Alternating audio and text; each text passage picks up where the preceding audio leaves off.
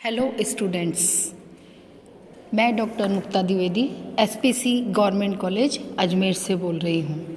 आज का हमारा अध्ययन का विषय है मार्क्सवाद, जिसमें हम अध्ययन करेंगे मार्क्सवाद के अनुसार राज्य के कार्य क्या है।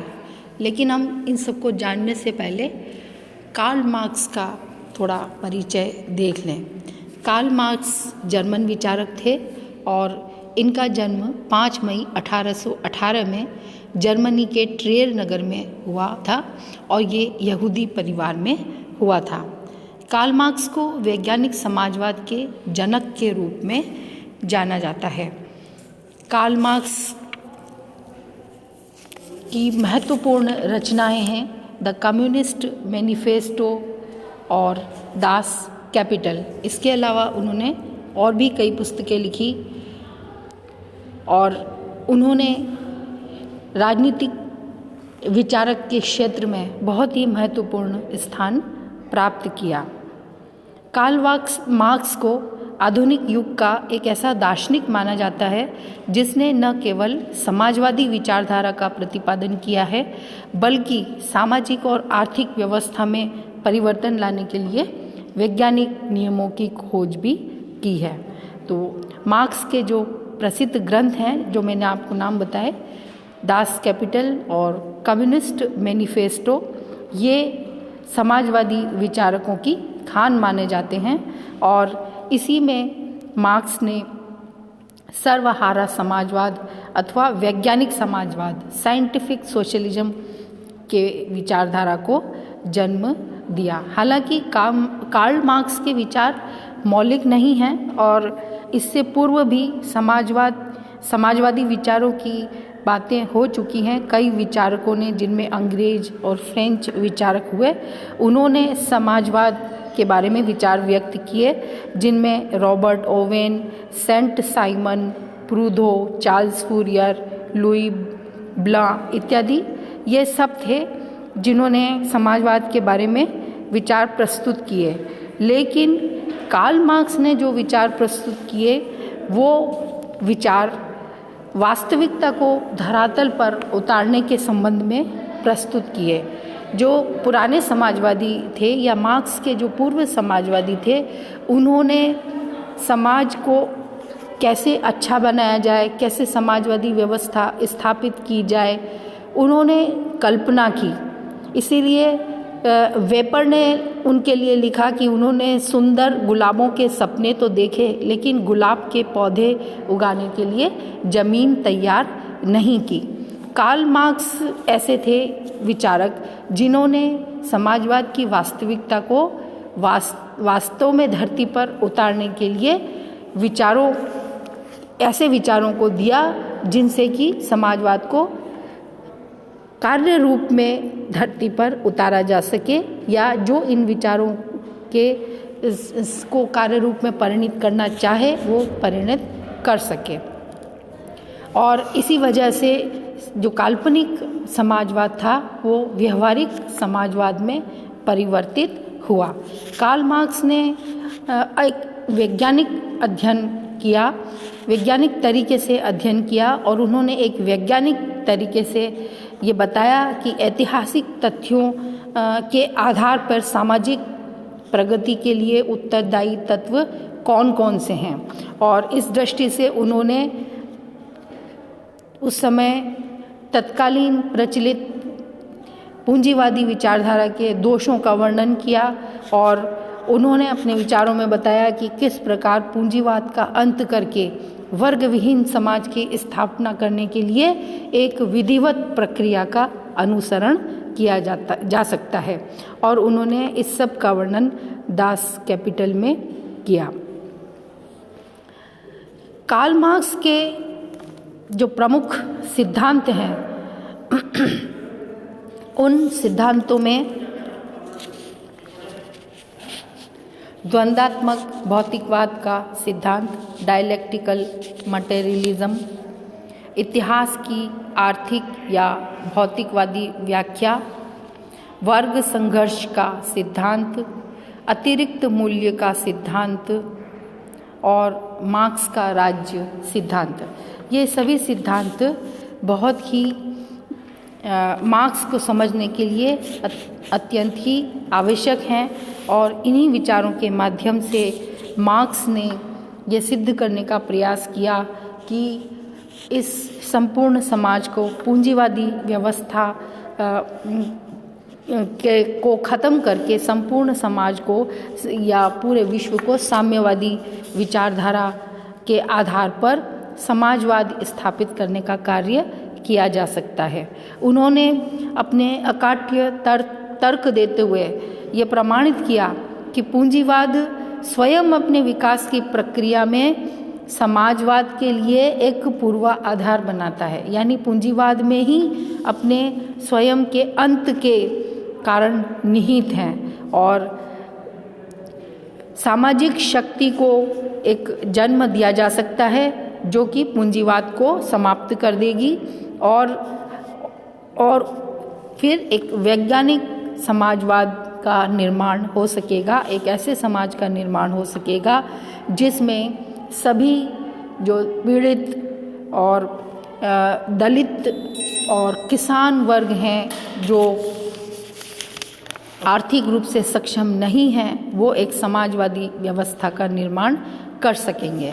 इस संदर्भ में उन्होंने समाजवादी व्यवस्था की स्थापना के उद्देश्य से विश्व के मजदूरों एक हो जाओ का नारा दिया और श्रमिक वर्ग को क्रांति के लिए आह्वान किया। उन्होंने कहा कि आपके पास खोने के लिए कुछ भी नहीं है, इसलिए विश्व के मजदूरों एक हो जाओ, आगे आने वाले समय में आपके पास प्राप्त करने के लिए बहुत कुछ है। इस दृष्टि से 1864 में प्रथम अंतर्राष्ट्रीय की उन्होंने स्थापना की। उन्होंने सर्वहारा वर्ग को एक तर्क संगत सिद्धांत दिया और महान शक्ति और कार्य को जो समाजवादी समाज की स्थापना के लिए था, उन्होंने एक गति प्रदान की। जोड जो हैं विचारक, उन्होंने लिखा कि मार्क्स बहुत प्रथम समाजवादी लेखक हैं जिसके विचारों को वैज्ञानिक कहा जा सकता है। उन्होंने अपने वांछित समाज का चित्रण ही नहीं किया बल्कि उन परिस्थितियों का भी बहुत विस्तार से वर्णन किया है जिनके माध्यम से इस लक्ष्य को प्राप्त किया जा सकता है। तो कार्ल मार्क्स के जो प्रमुख सिद्धांत थे मैंने आपको बताया, द्वंदात्मक भौतिकवाद। द्वंदात्मक भौतिकवाद में दो शब्द हैं। पहला शब्द है द्वंदात्मक, जो कि उस प्रक्रिया को स्पष्ट करता है जिसके अनुसार सृष्टि का विकास हो रहा है, और दूसरा शब्द है भौतिकवाद, जो सृष्टि के मूल तत्व को सूचित करता है। इस आधार पर उन्होंने द्वंदात्मक भौतिकवाद के सिद्धांत का प्रवर्तन किया। दूसरा जो उनका सिद्धांत है वो है इतिहास की आर्थिक या भौतिकवादी व्याख्या, मटेरियलिस्टिक और economic interpretation of history. Karl Marx ने मानवीय विकास को समझने के लिए ये सिद्धांत दिया और उसे इतिहास की भौतिकवादी सिद्धांत का व्याख्या का सिद्धांत का नाम दिया, और उनके अनुसार इतिहास में उत्पादन के साधनों के आधार पर 5 युगों में उन्होंने इतिहास को बांटा। आदिम साम्यवादी युग, प्रिमिटिव कम्युनिज्म, दास युग, स्लेव सोसाइटी, सामंती युग, फ्यूडल सोसाइटी, पूंजीवादी युग, कैपिटलिस्ट सोसाइटी, और साम्यवादी युग, कम्युनिस्ट सोसाइटी। तो इस प्रकार से उन्होंने प्राचीन आदिम साम्यवादी युग से लेकर आधुनिक साम्यवादी युग तक का जो मनुष्य की और राज्य की जो प्रगति और राज्य का इतिहास है, उसका उन्होंने बहुत ही डीप में जाकर और बहुत अत्यधिक विस्तार से उन्होंने इसको समझाने का प्रयास किया है कि मनुष्य ने किस प्रकार विकास किया, राज्य ने किस प्रकार विकास किया, और राज्य किस प्रकार हमेशा से ही शोषण का साधन रहा है। अंत में उन्होंने साम्यवादी समाज की स्थापना किस प्रकार होगी, इस पर भी उन्होंने जोर दिया। इसी में इन्होंने पूंजीवादी समाज की व्याख्या भी की है। तीसरा उनका जो महत्वपूर्ण सिद्धांत है वो है वर्ग संघर्ष का सिद्धांत, थ्योरी ऑफ क्लास स्ट्रगल। तो वर्ग से उनका तात्पर्य था कि व्यक्तियों का वो समूह जो उत्पादन में की किसी विशेष प्रक्रिया से संबंधित हो और जिनके साधारण हित एक जैसे हों।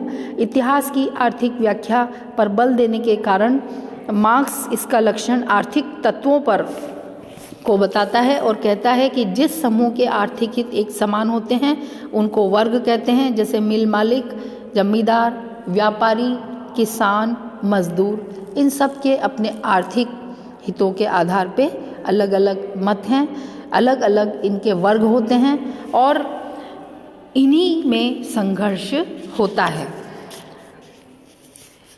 तो उन्होंने वर्ग संघर्ष का सिद्धांत दिया। इसके अतिरिक्त उन्होंने जो सिद्धांत दिया वो था अतिरिक्त मूल्य का सिद्धांत, थ्योरी ऑफ सरप्लस वैल्यू।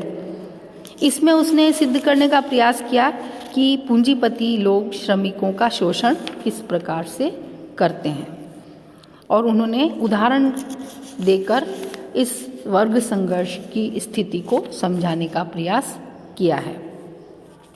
तो इस प्रकार से मार्क्स के जो सिद्धांत हैं उन सिद्धांतों के आधार पे उन्होंने समाजवादी राज्य की स्थापना किस प्रकार से होगी, किस प्रकार पूंजीवादी व्यवस्था का अंत होगा, इसका वर्णन उन्होंने किया है।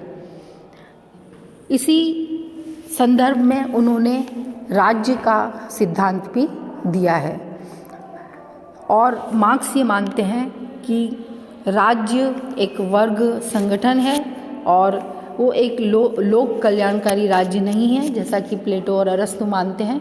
उसके अनुसार जो राज्य है वो एक वर्ग संगठन है और राज्य की उत्पत्ति वर्ग संघर्ष से हुई है। राज्य को उसने एक दमनकारी समुदाय माना है और राज्य ने हमेशा ही वर्ग विभेदों को बनाए रखा है, जैसा कि उन्होंने इतिहास की आर्थिक व्याख्या में भी बताया है। और मार्क्स का ये मानना है कि राज्य तब तक बना रहेगा जब तक समाज में वर्ग रहेंगे। मार्क्स का आदर्श वर्ग विहीन समाज है और इस वर्ग विहीन समाज में राज्य समाप्त हो जाएगा, विलुप्त हो जाएगा, गायब हो जाएगा और उसके स्थान पर एक साम्यवादी समाज की स्थापना होगी। मार्क्स के अनुसार राज्य जो है वो वर्ग समाज की उपज है, उसका उदय वर्गों के उदय के साथ हुआ है और अगर वर्गों का अंत हो जाएगा तो राज्य का भी अपने आप लोप हो जाएगा। Keep learning, keep growing.